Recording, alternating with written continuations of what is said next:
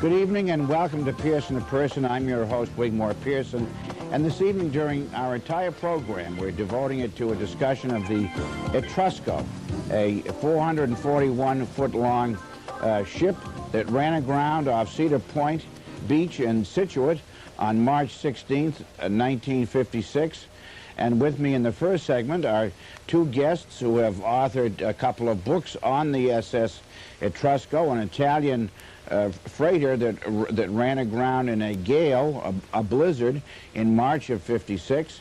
And the second segment of Pearson to Person, I'll be talking with Georges Danton, who is a gentleman who is the historian of this situation, of this event that took place on the eve of its 40th anniversary, an event which perhaps changed tourism on the South Shore and certainly changed the town of Scituate and its commitment to people who are less fortunate, who are ill, and we'll be talking about all of these subjects as we go along this evening.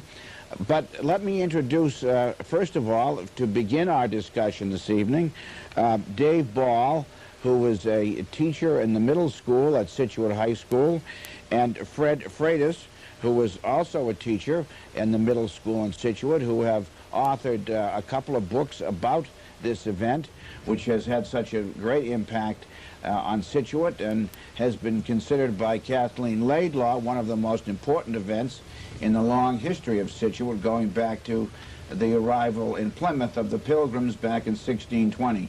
Gentlemen, welcome to Pearson in Person. Thank you for coming in. Well, thank you for having us.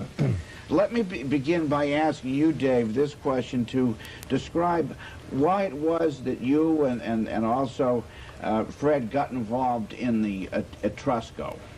Well, my interest goes back to the time of the grounding. I summered down on the point at that time, so obviously it was something that I was incredibly interested in. I was 14 years old, and here was this very large ship that had come ashore. So it was something that was in my front yard, something I could watch every day. Also, my father worked for a company that constructed some of the peripheral equipment in the engine room, and he had always talked about the Liberty ships. And although the Etrusco was not, in fact, a true Liberty ship, it was close. So it was kind of a two-pronged kind of interest, and that sparked my interest, and it's carried on through the years. Mm-hmm. But you say it was not a true Liberty ship, and yet it was constructed, as I understand it, in Vancouver, British Columbia, in Canada, right. And the keel was laid in 1942, I believe it was. That's correct. And why do you say that it was not a true Liberty ship? There were two separate building programs. The Canadians were building the ships, and the Americans also were building the ships. There was a slight variation in the design between the two. In the beautiful model that you can see here, the Canadian ships had a split deckhouse with the stack aft of the main bridge area. If you can point, Fred. Sure. See, it's this area right in here. See, it's split away from the bridge. Oh yes, I see. Right. Okay. That's what he means. And the American version had a single deckhouse for a couple of reasons, but that was basically the only difference. The American version went to a single deckhouse for ease of construction and also to have the entire crew in one area. But basically they were the same ships. The machinery and the cargo capacities were all the same. I see. Okay. And Fred, what was the genesis of your involvement in this project or interest in this Etrusco? Well, of course, I'm younger than Dave, so I not by much. So I was a lot younger than he was at the time, but I remember too coming down at least to see him. At least 3.5 years ago. Every year counts when you're hitting 50. But that's how it started. But it really didn't come to a full development until I came to Scituate and started teaching here, and began to realize how deep and interesting Scituate's history was. And the Etrusco is just one story of a vast history that spans, as you know, a lot of years. And Scituate is just a fascinating place of of a lot of true history. And so I came under the wing of a couple of teachers in Situate High School, Bob Corbin and Jed Fitzgerald, and they sparked my interest in it, and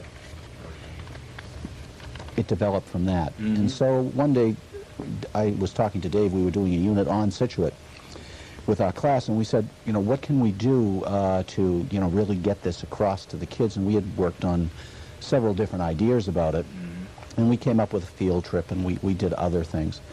And then we said, well, why don't we develop a program on the Etrusco? Because Dave had written a book called To the Point, and a chapter in that book was on the Etrusco. And so we went to our principal and said, this is what we would like to do, but we need the time to do it.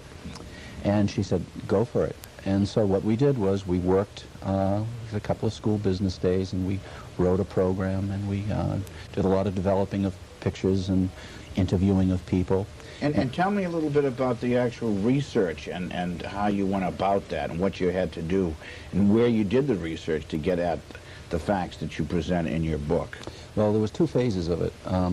The research that we did for the program, for the kids, we relied heavily on the archives, in the town archives, and interviews that Dave had done. And then when we finished that program, we said, there's a great story here. You know, I wonder what happened beforehand. It had a history before. And so Dave and I sat down, and we started thinking and planning out, well, who should we get in touch with? Because you had a problem here. It was a Canadian-built ship, but financed by American money under Lend-Lease, but operated by Britain. So you had three countries. And so we decided, well, we're going to have to divide this up with the work. So Dave took the British aspect, I took the Canadian aspect, and that's how we started. My uncle also was a NAG, which is a Naval Armed Guard, on board an American Liberty ship. So I called him and I said, well, Leo, you got to help me. And so he gave me lots of names of armed guards in the American forces, Canadian forces, and British forces, and we started writing to people.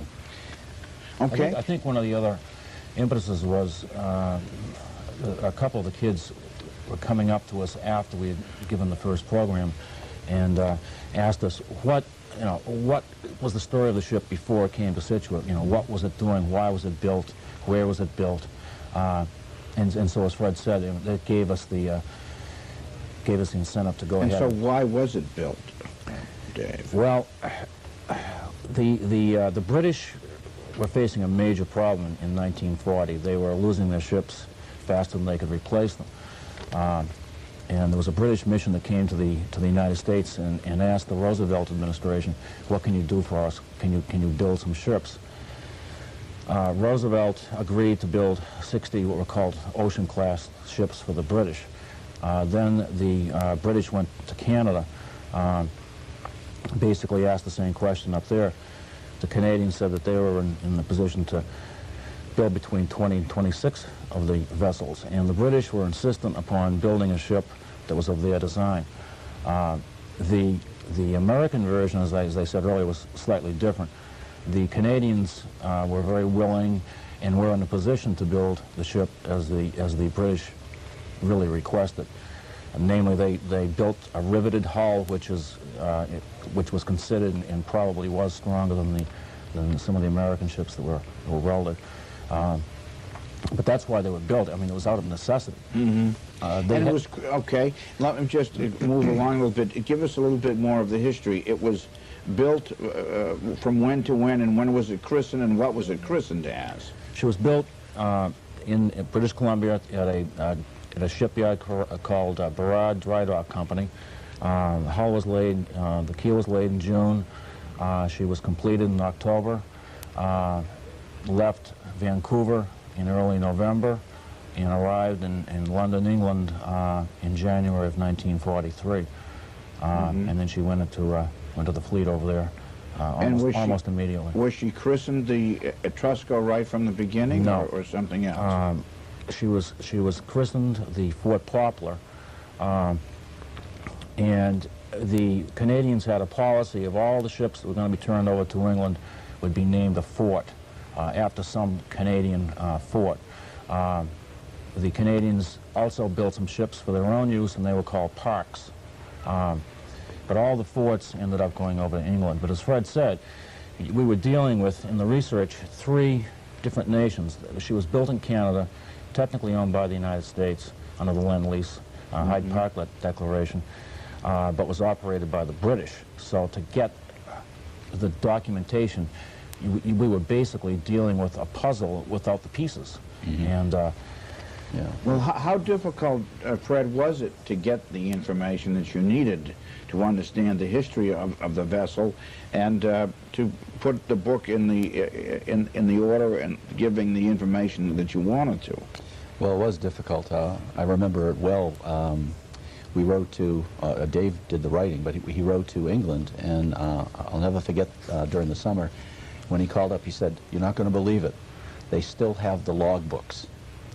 And we said, if we can get our hands on those logbooks, then we'll know exactly what happened.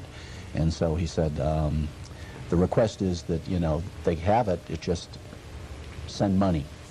That's basically the And they'll side make of you it. copies And of it? they'll make All you right. copies of it. And again, I remember when they came in, and he said, "You're not going to believe this." We immediately ran and had another copy made of the copy so that we could start working on it. And then as we read it, it was unbelievable. But there was a problem. Because of the Secrecy Act, they didn't say where they were going, what their destination was, or anything. We only had some clues, okay? And so we said, well, we've got to find out. So first thing we did was we called Boston Public Library and said, do you have copies of the Lloyd's shipping records? And they said, yes, we do. So Dave and I made a special trip into Boston. What they neglected to tell us was that, yeah, they had them, but not in the Boston Public Library. They were in storage. And we would have to fill out this request and come back in another week. So we said, well, okay, we'll do that. We did. We came back, there were about 50 boxes of books in the back. We strung them out all over the tables, and remember Boston Public Library. We took about 4 or 5 tables and tracked the ship through the records. But that still didn't help because it didn't tell us where.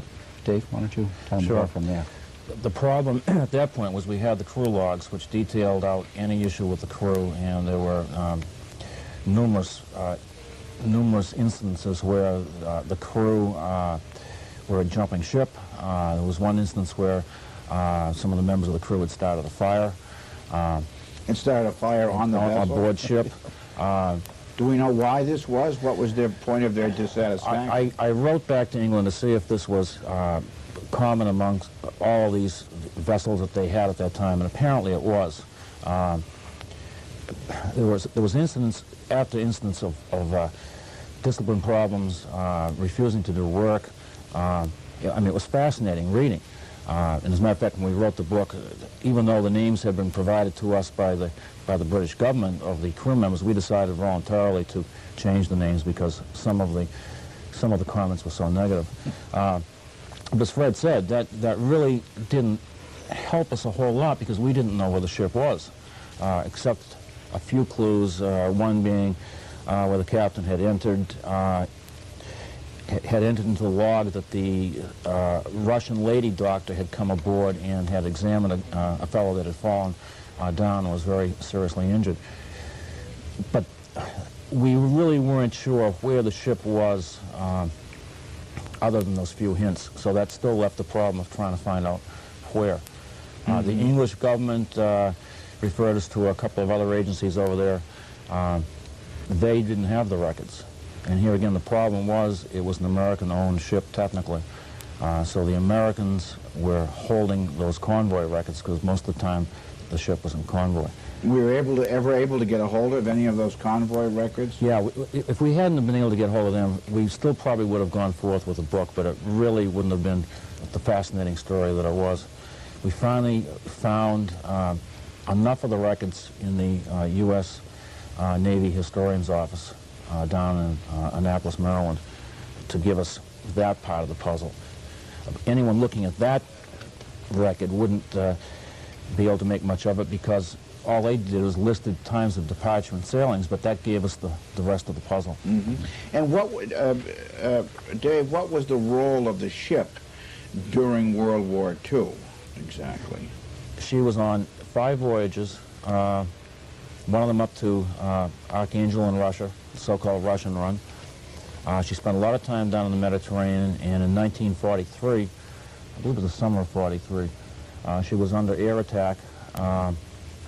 Unfortunately, one of the gunners on the ship, because these ships are all heavily armed at the time, very heavily armed, as a matter of fact.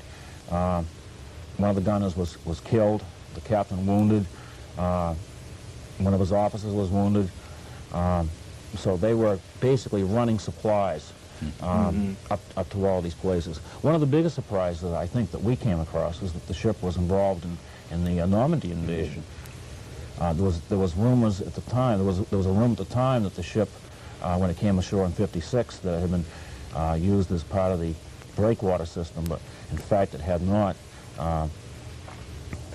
Well, Fred, why don't you tell them about the grounding instances? Well, I wanted to ask you just a little bit more about what you found in the logs. What was the most outstanding surprise, Fred, that you found in the logs? I keep going back to Normandy because my background is history. I'm a history major. And so here was the ship at Normandy, and I said, oh, this is fantastic. And so they arrive at Normandy just after the invasion, and what is the log entry? Complaints about food. They brought up their tea, and they were complaining about their tea. Now, tea on the British ship was their meal, was their food. And this was not the first instance. I mean, this is time after time after time. And so at the height of Normandy, the world hanging in the thread, here's the British sailors complaining about their food, which kind of reinforced what we had found elsewhere. They said that the American nags that we talked to said if they saw a British ship coming, they didn't want to be invited for food, for a meal. They loved to see the French ships coming. And but that was it. I mean, I couldn't believe it. That and then the insubordination with the captain.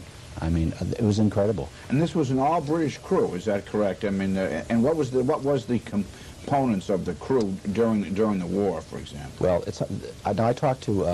His name is Max Reed. He was a really great aide to us. He's a Canadian, and he has authored a book on the armed guard, the Dems they're called, in Canada.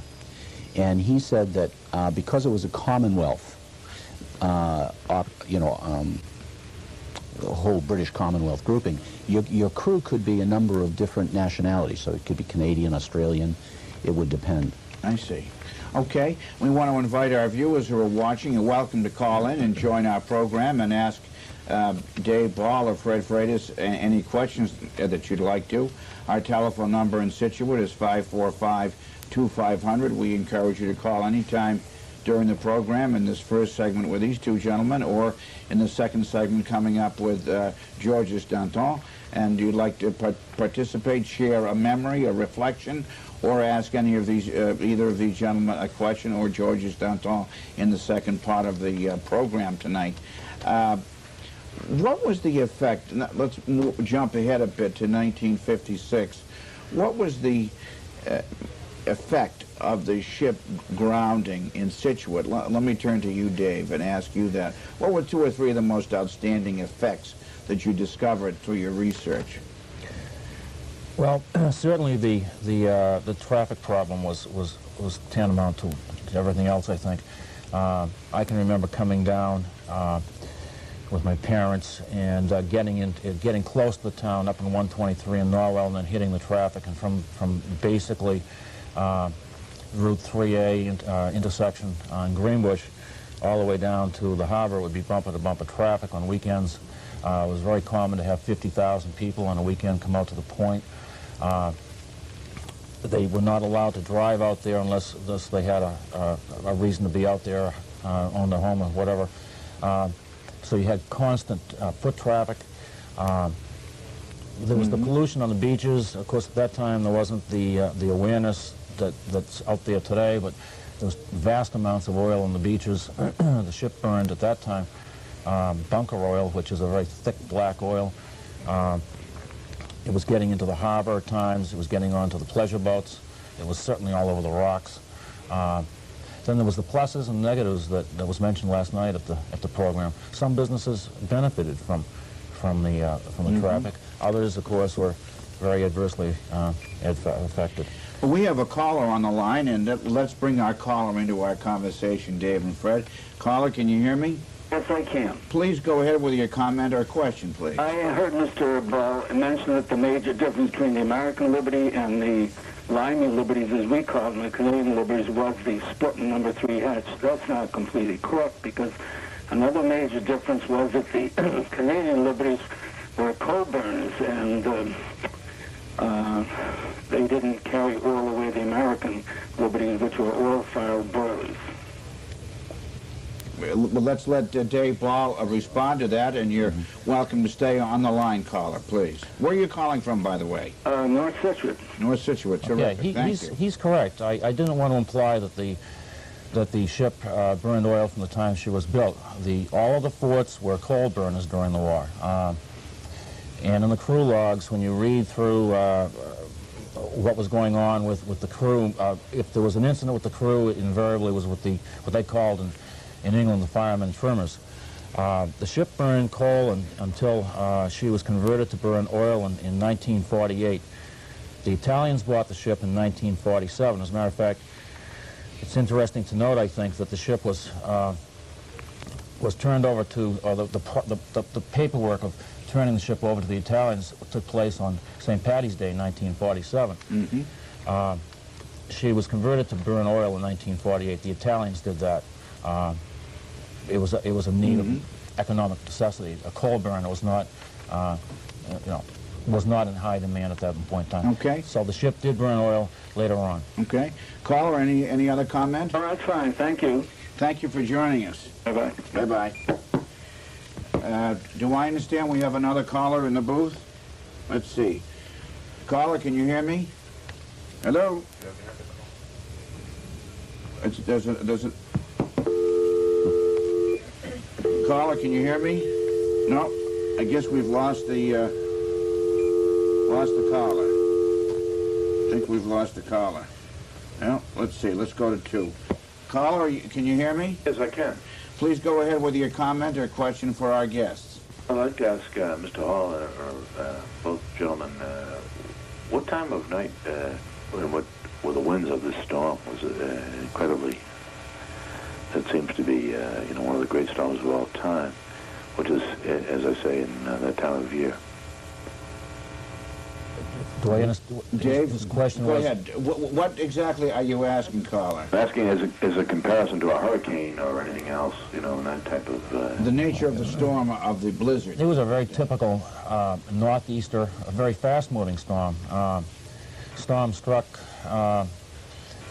roughly late morning on the day of the storm.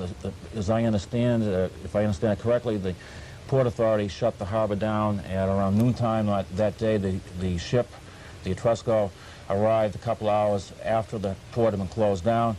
The ship was lost from that point on, basically, but by the next morning, the sun was back out, and the first tourists were arriving. So it was a very fast-moving storm, but the winds were gusting up to 70, 80, and probably a little bit higher than that.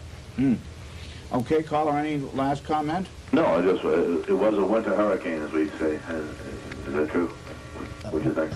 Well, technically it wasn't a hurricane. Hurricanes are a different structure storm, but it was a very strong but fast-moving northeaster. Unlike the blizzard of '78, that was a very slow mover. This kept moving along, and it came and it went. Okay. Thank you, caller, very much. Appreciate it. I thought we had another caller on the line. Let's see. Hello? Can you hear me? Caller? No, there's nobody there. Hello? All right. No, there isn't anybody there, apparently. Yeah, what's interesting, though, is that was the first of 4 storms that month that would hit. And then, if I'm correct, Dave, isn't that there were 5 storms, one would go into April, but there were 4 major storms. That was just the first of them.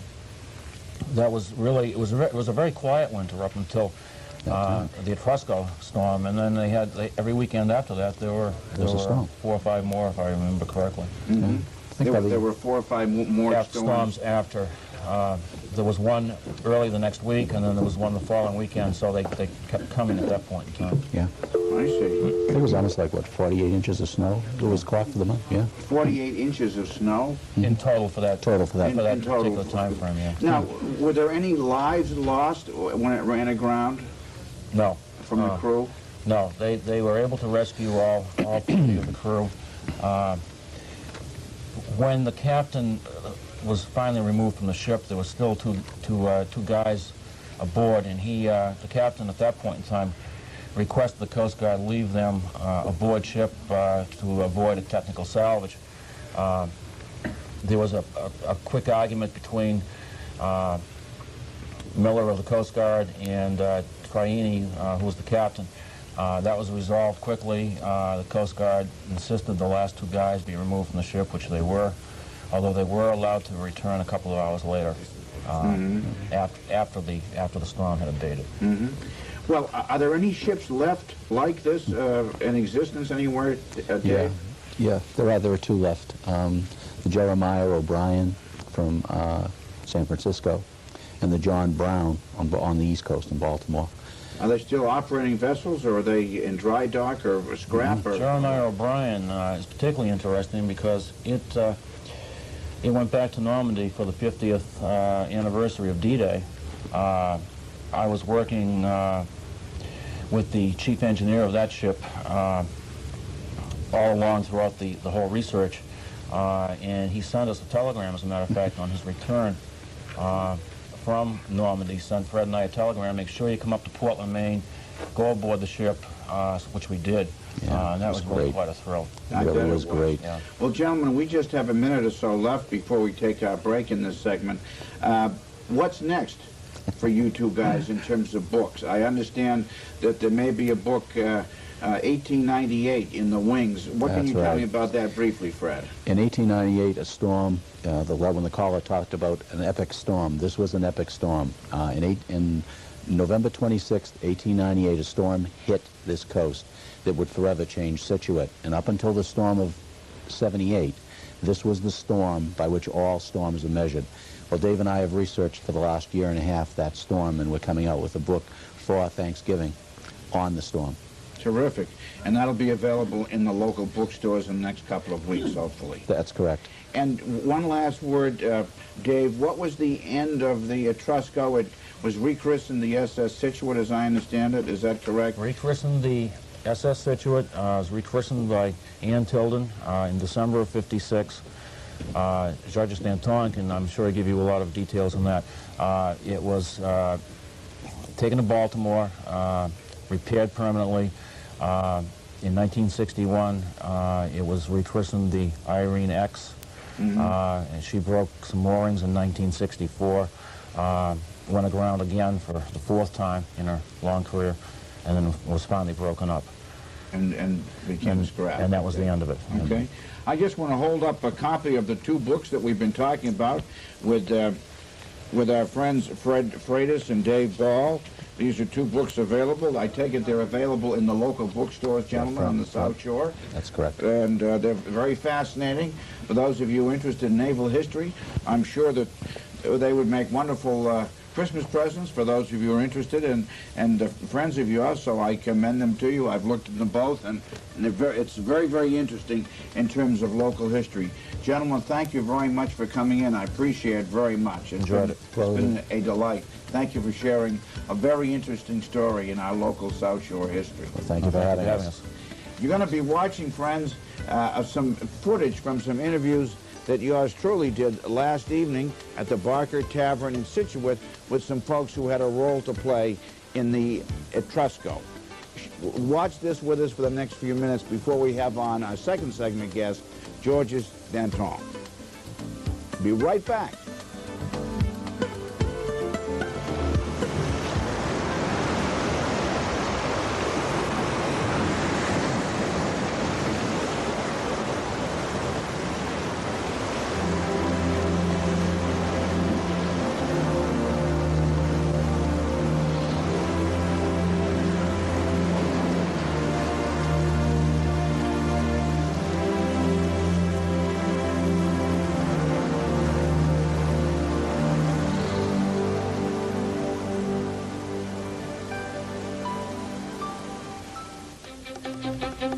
On March 16, 1956, the SS Etrusco, an Italian freighter, having left Emden, Germany in late February, was inbound for East Boston to load grain.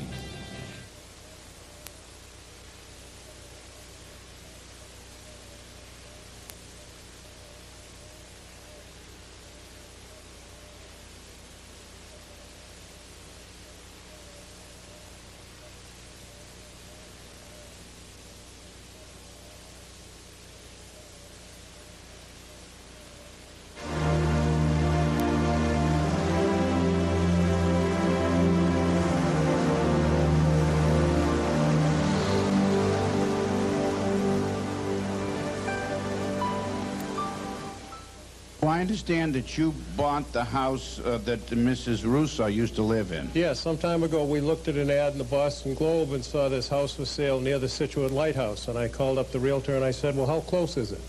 He says, right next to it. I said, gee, that must be the Etrusco house. And it was. And we spent many pleasant summers there and many pleasant days. And it's a privilege to live in Situate and a real privilege to live in a house where people were so kind to the sailors. And I would like to say one more thing about the Etrusco Associates. My brother came to live in Situate and a couple years ago passed away with lung cancer, but he took great pride in saying that a lot of the implements that he used at home while he was on hospice treatment were loaned to him by the Etrusco Associates. So the circle comes around. Dark. But from the Etrusco Association, I think I was the second president. Nat Tilden was the first. And Alan Wheeler really started the thing. And nobody, I think, had it in the record, but I remember Alan giving us $5,000 to buy wheelchairs and things like that. And it's still going and going well. My most important memory is that I didn't get to do it. My baby sister did. And you have resented that all your life. All my life. It was very exciting, actually. Annie was 7 years old, and my dad was the state representative. I think that's why she was chosen. Politics being politics. And it was a very cold day, and my grandpa Haller, my mom's dad, there's a picture of him over there with my sister, came to the christening, and he couldn't walk up, so he had to stay on the pier. But we went up to the ship, and there was a man from the Record American, and he waited for the second crack of the champagne bottle. The first one didn't christen the ship. My sister didn't break it with my mother.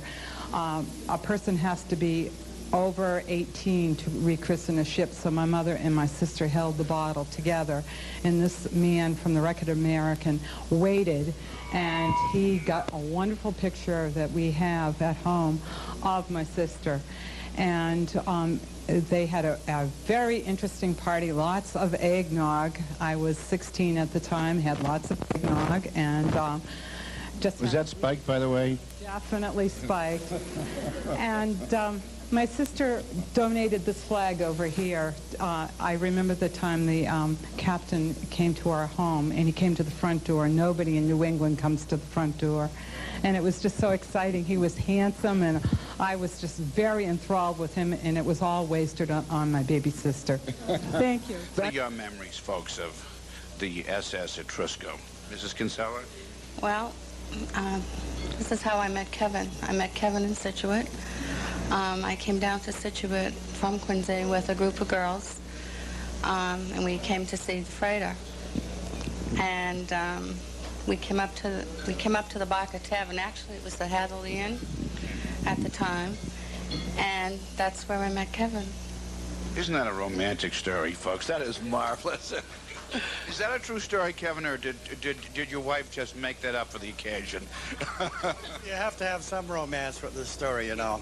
But that's actually what it did happen indeed. I was a resident of Brighton at the time, and I came down here with a group of friends, probably 8 or 10 fellows, and we went to see the ship. And actually, my brother had an orchestra and was playing at the old Hatherley Inn.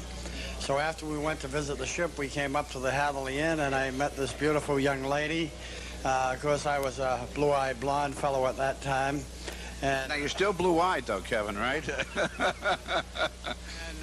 it was the luck of my life, and I love her very much. And when we brought up 8 children and moved back to Scituate some years later, we've been here about 30 years now. So it was a great, great memory for us. Born then. I do remember when the Etrusco came in and how exciting it was as far as me being interested in history, how important it was in the history of Scituate. And I'm so glad that we're having this celebration here that makes people remember this important part of Scituate's history. How many towns have had such a interesting ship come in, you know, in the storms? Now, we've had lots of storms here. The storm of 1898 when it opened up the mouth to the North River, and all these things that were so interesting to Scituate. And here, the Etrusco was part of a storm that brought that ship in, and here it was setting on our shore in the morning after that storm, awful storm, and we had something that was very, very exciting as far as the history of Scituate. And I'm so glad that it isn't being forgotten and that we are remembering this important episode in the history of this town.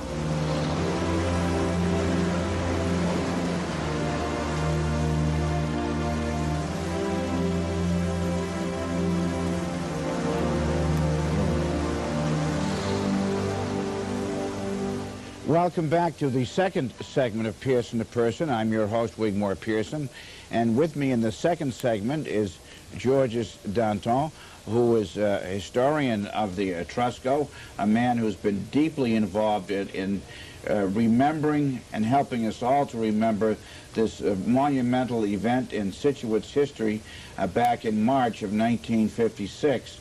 Georges Danton has given a tremendous amount of time and effort, and having had built this replica, which you see behind me, or to my left, as a matter of fact, of the Etrusco, and has put in countless hours, hundreds, thousands of hours, really, of dedication to helping us remember, and presented this model, not model, but replica, really, to the town of Scituate last evening at the Barker Tavern in a large celebration that was attended by nearly 150 people to remember this event, which took place in March of 1956, nearly 40 years ago.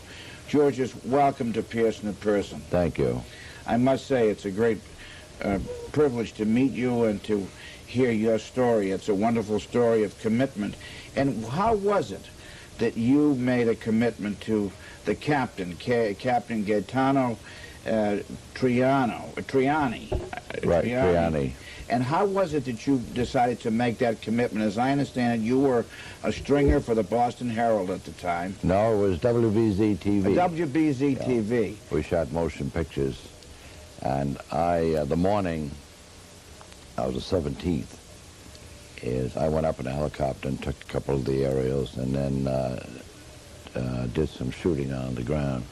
And the captain, of course, had been discharged from the ship, and he had an 8mm camera, and he was trying to take some film to send back to his owner to show him where he was, what happened, and so forth. And he saw me shooting movies with a much larger camera, asked me if I'd help him. From then on, we became very good friends. And while he was here in his stay, I taught him how to drive and got him a license to drive a car in Massachusetts. He was thrilled with that.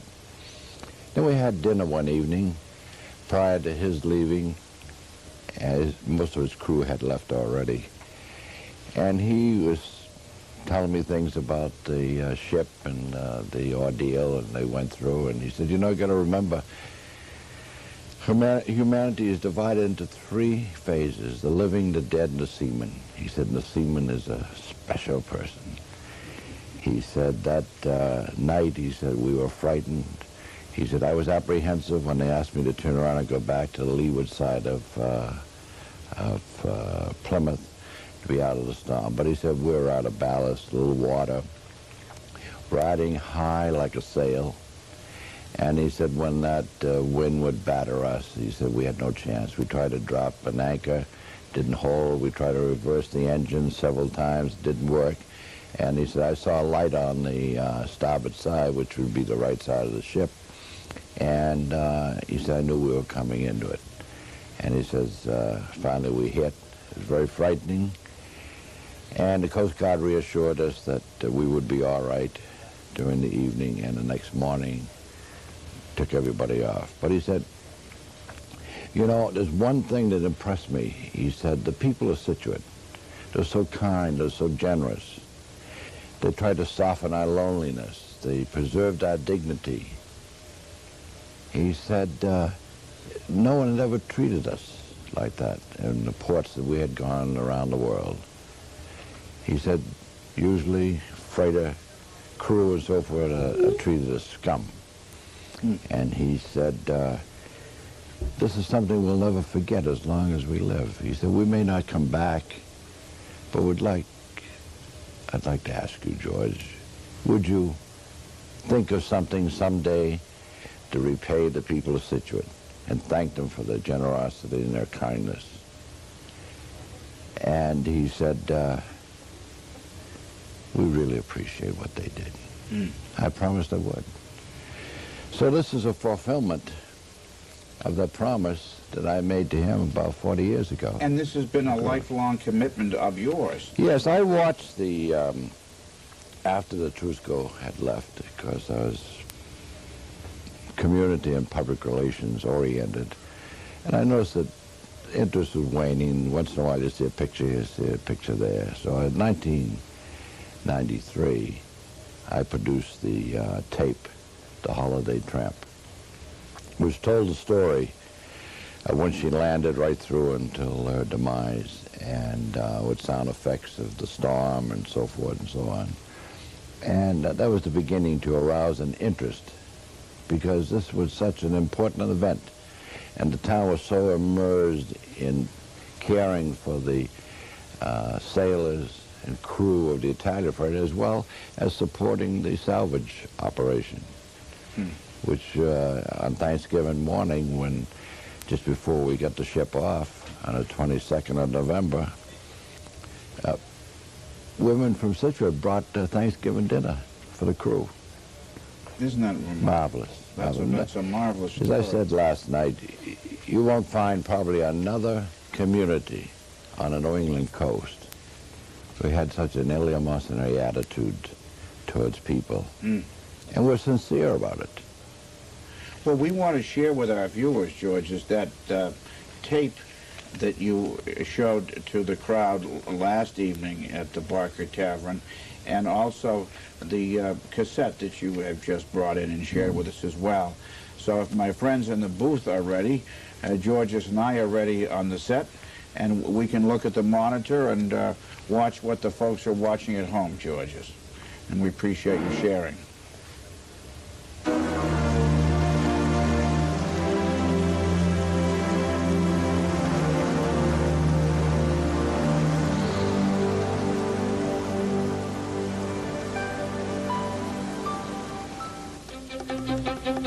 On March 16, 1956, the SS Etrusco, an Italian freighter, having left Emden, Germany in late February, was inbound for East Boston to load grain.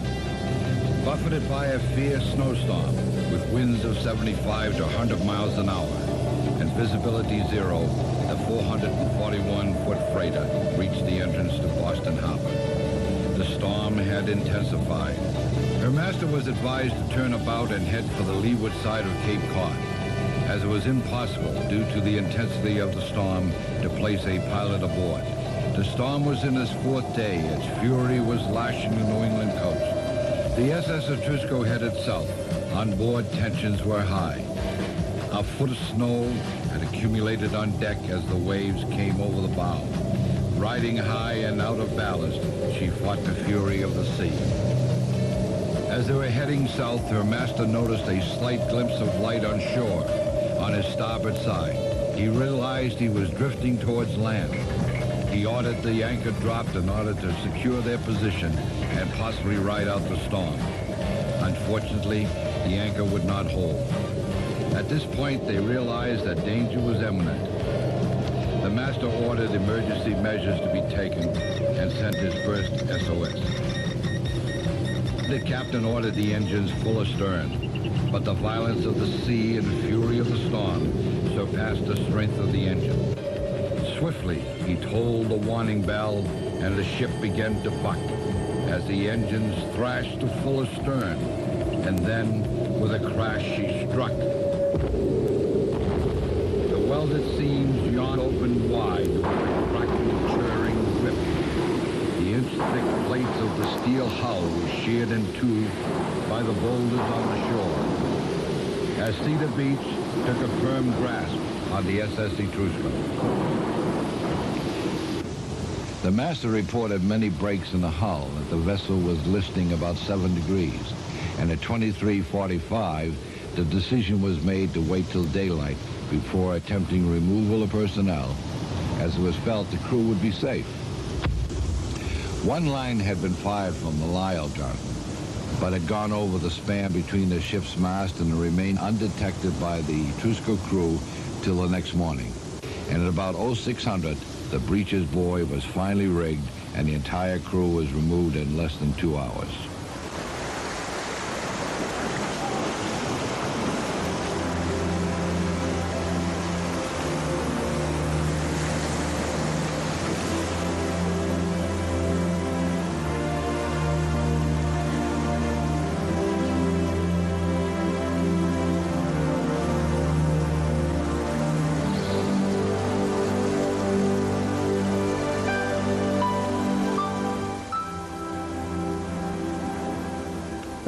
That's a wonderful film that you put together.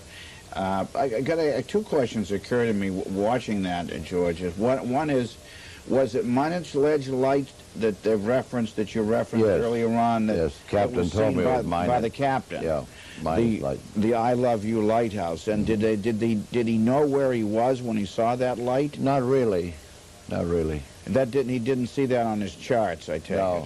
And he said it was just a moment of clearing and light that he had seen.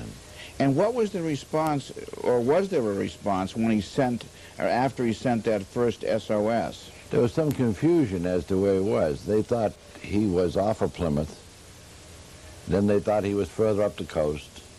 And not until the Coast Guard spotted him off of Scituate, and Mrs. Howland called in and her family that they had seen the ship right there at Cedar Point. Well, there was a gentleman in Cohasset mentioned to me a story that I'm not sure whether you're familiar, whether have heard or not, and his name is Hot Sullivan.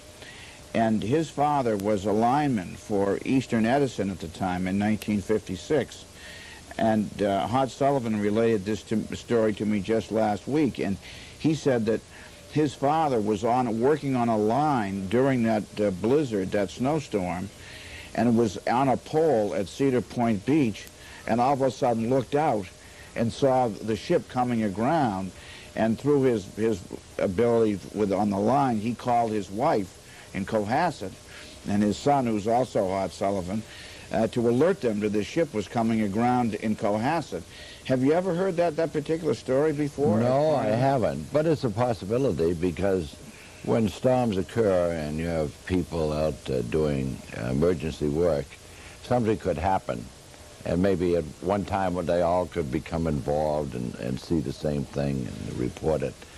But it's quite likely that did happen. Well, it was quite a story that Hot related to me, and if Hot Sullivan is watching at this point, we invite you to call Hot and join us and participate in our discussion, 545-2500.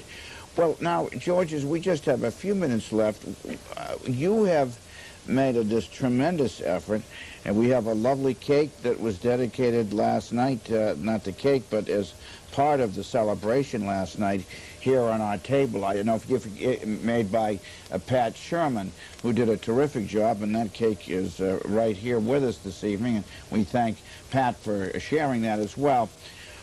What thoughts would you like to leave with the viewers and the citizens of Scituate and the South Shore in the way of a legacy to remember the SS Etrusco?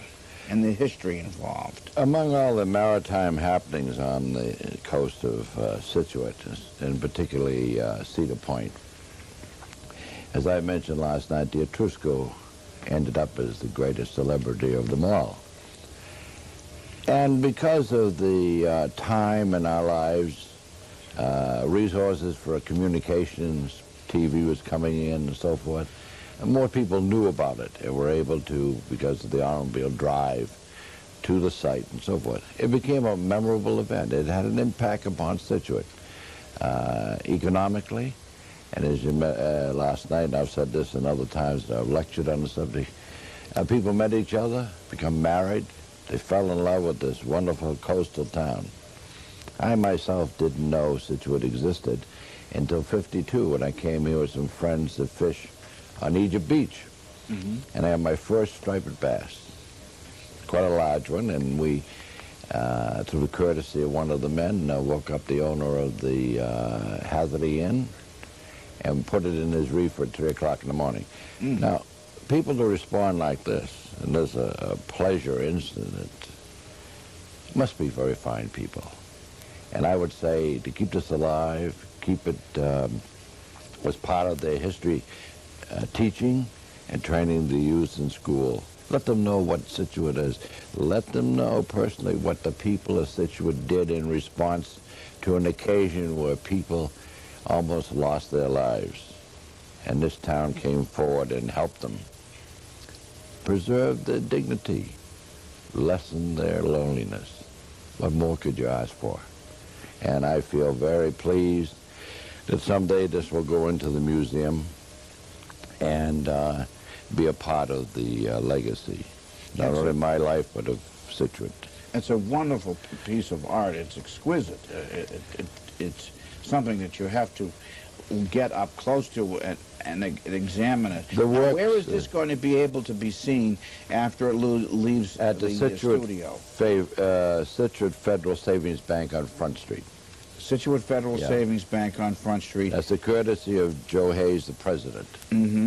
And when will it go on display there? Probably sometime either the end of this week or next week, the first of the week.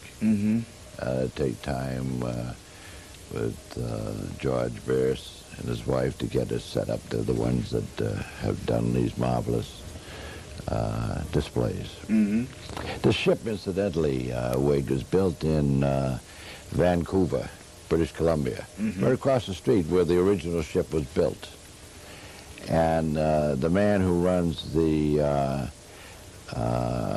model shipyard, his father and grandfather worked on this ship when it was being built in '42.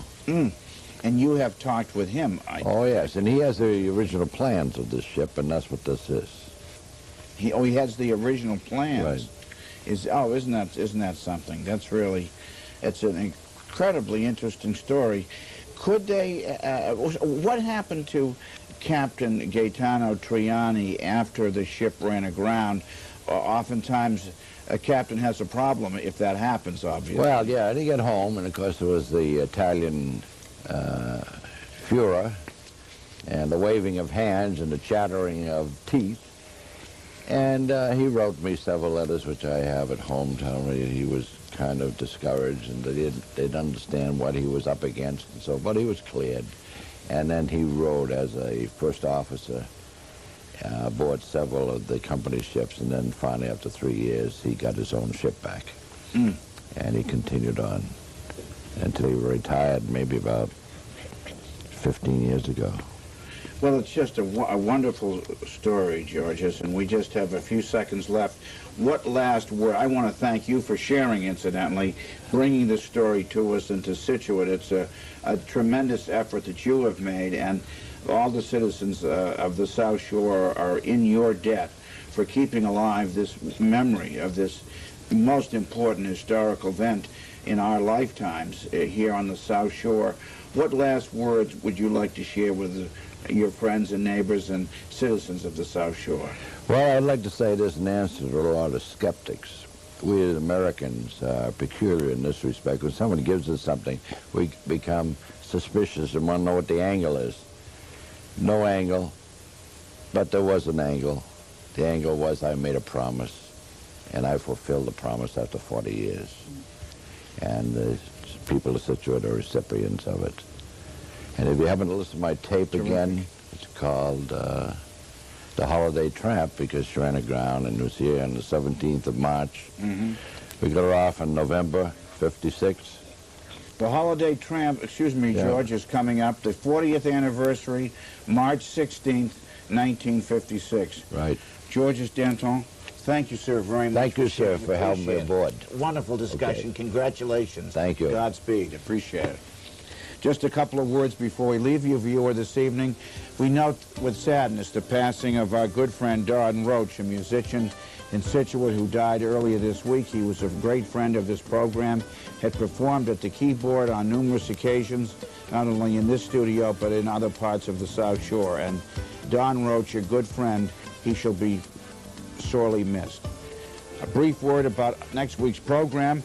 Next week we'll be talking South Shore Theater with guests from the Quincy Dinner Theater, Curtain Call, and Hingham Civic. So be sure to join me again next week at the same time for another edition of Pearson to Person. Thank you. Good night.